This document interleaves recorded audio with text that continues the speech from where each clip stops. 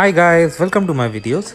So guys, many times when you use Powerapps and you have a Sharepoint list as your data source, you may get an issue like this.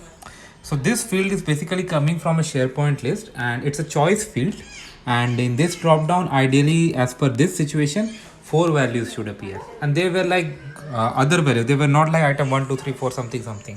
But many times you may encounter this issue if you use SharePoint as a data source and then you point your drop down to a choice field.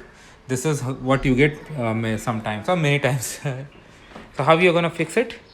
So I have worked with Microsoft and I have got a solution. The solution is pretty simple. So select the drop down, go to the advanced, and in the data you see this display fields value. Just take it off and write parent dot data field. If you do that, that's gonna help you. That's how simple it is, guys. So I hope you like this solution. Didn't you? I think you do. So please subscribe to the channel. Thanks for watching.